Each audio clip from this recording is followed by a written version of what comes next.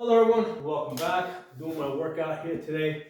So this is the fourth workout I have done with my Core Essentials belt. This has become pretty much my everyday belt, okay? The only difference is that normally when I work out, I have my shirt on the outside of my pants. The only reason why I kind of tucked it in today is so you guys can see the belt. Later on, I'll take it off and show it to you. So here's the thing. Pretty much for the last 12 years, this is the way I work out, right? I typically work out with my gun. I typically work out with my cell phone case. Typically work out with the extra magazine I keep over here, right? Like I said, the only difference is my shirt's usually on the outside. I used to own a gym, okay? And when I was in the gym working out, this is how I used to work out. The only time I would take my belt off, whatever I happened to be wearing, right? I just used to wear like a plain leather belt, if I was pushing 3 plates and more, right? So I'm pushing 315, going up to like 400, 450, 405. At that point, I would actually put on a real weightlifting belt. I'm 50 years old. I haven't touched that kind of weight in, I think, at least 7, 8 years at this point. I think the heaviest I go these days is like 315. So I'm gonna knock out some squats for you guys so you guys can see how this belt works out. Very happy with it. It's a very thick belt, so as far as like, it's kind of like a mini weightlifting belt. It gives you good support. The way a weightlifting belt works is it pulls your gut, it pulls in your gut and braces it up against your spine. So by pulling your gut up against your spine is kind of like wrapped up, right? So that's how a weightlifting belt does. This is a very thick, stout belt. It serves that function pretty good if you're lifting light weight. Okay?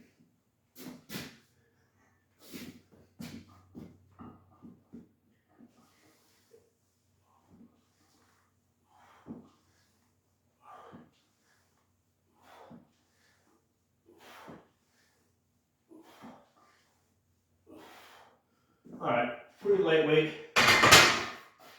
Back when I was in like my 30s, that was like just warm-up weight. That was nothing.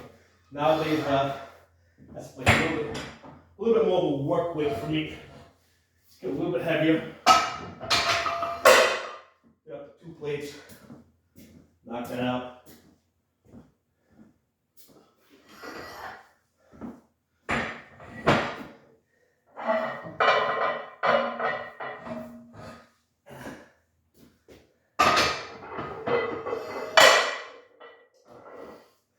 So, like I said, I'm going to be 50 years old in February of 2022.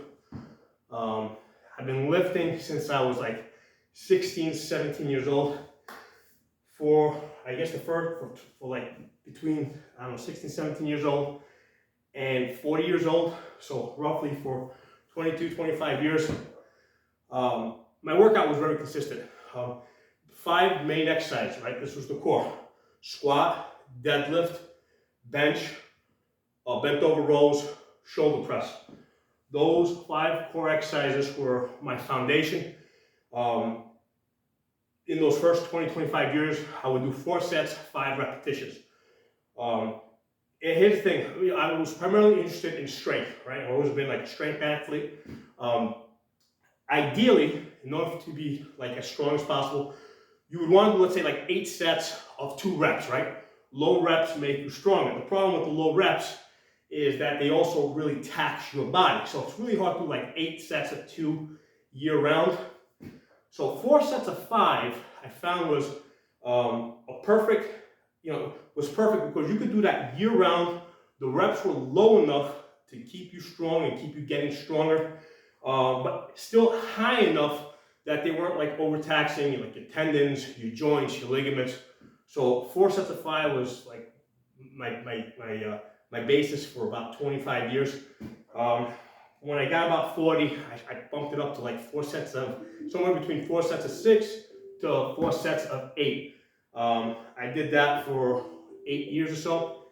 And then after that, I kind of switched over to 4 sets of 10, because that's more or less what I do now. That's basically like an old age thing, right? I do like 4 sets of 10, just because as you get older, your tendons lose elasticity. Okay, so even though I've got the strength to lift much heavier weight, the tendons don't have that same elasticity. So something for you to keep in mind as you get older.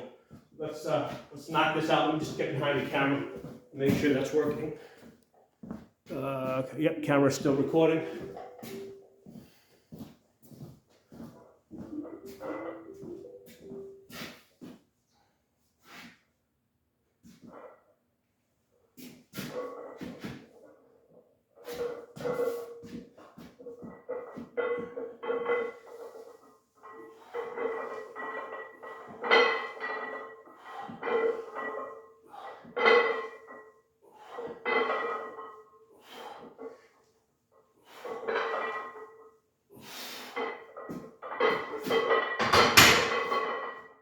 All right, so that's 225.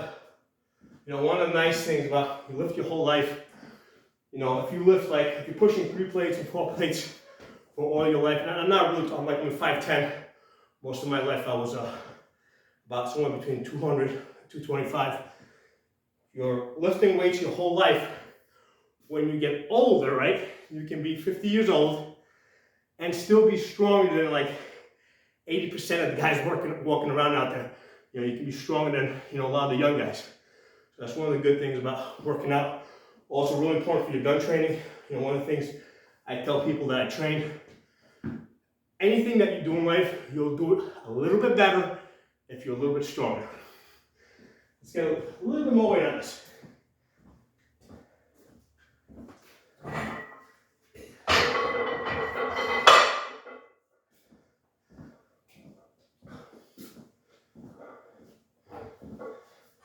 Now, like I said, 5 main exercises: squat, deadlift, bench, bent over rows, shoulder press, right at your core. I still do all the supporting exercise, right? Like I'll do my tricep presses, the bar curls, you know, hamstrings, inside leg, outside leg, you know, pull-ups. I'll do all the supporting exercises. Those I usually do more like 4 sets of 10. I've always done those in that 4 sets of 10 range. Those are your supporting muscles. Abs, you do your abs every time.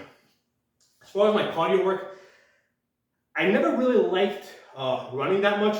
So what I do for cardio work is I do the sword fighting. If you look through my channel, you put in my channel name and you put in sword fighting, you'll see a whole bunch of videos of me fighting with swords, armored combat, full power, full speed. That's my cardio workout. Okay, so and usually, you know, after about 10 minutes of fighting with swords, you know, I'm like breathing pretty hard. So that's how I get all my cardio workout. Slap this baby out.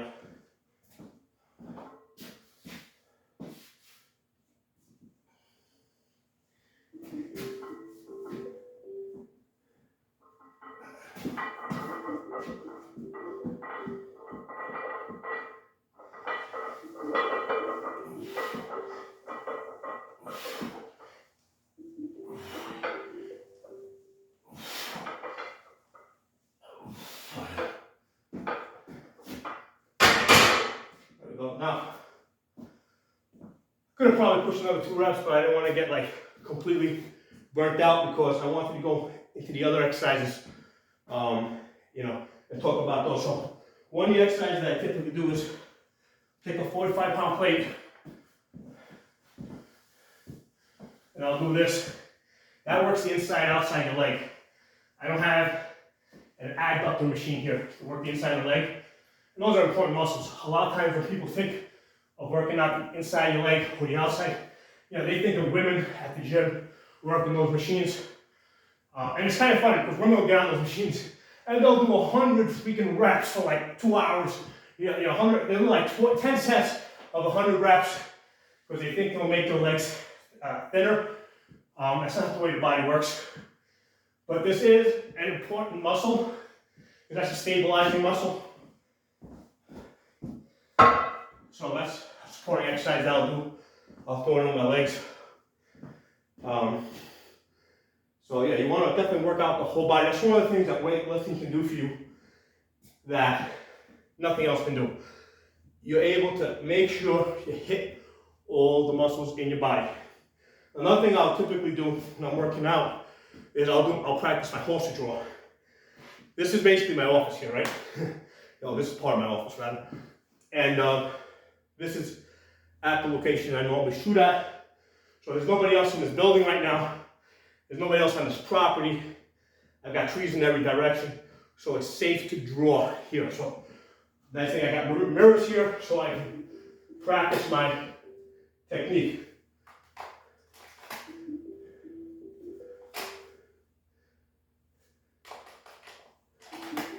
All right, so you can see how that's working.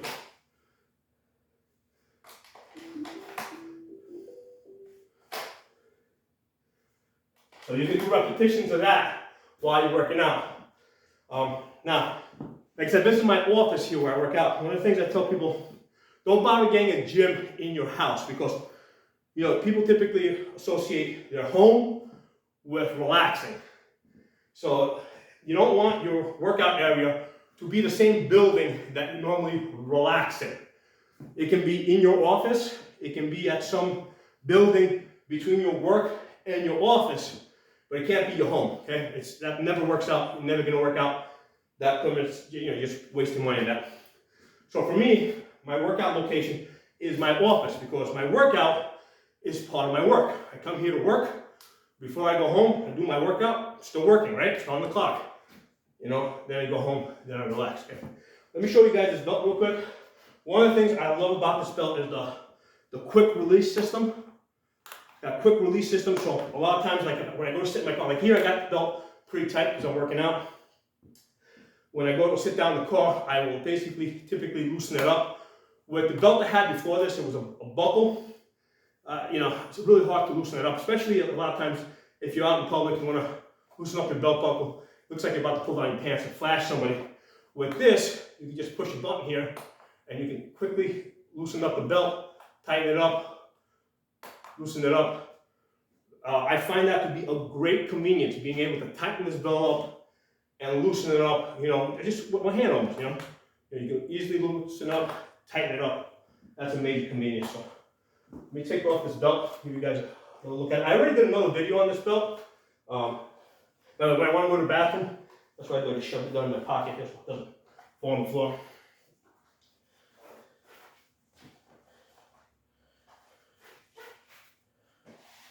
With my mag holder, my cell phone case. And like I said, this is not doing anything special today. I've been working out like this, the way you guys see me, for about 12 years. Okay. So there's the belt. It's got a track over here. Right, you see that track? Goes in, it catches like this. Right, and there's that button I was talking about where you release it. Right.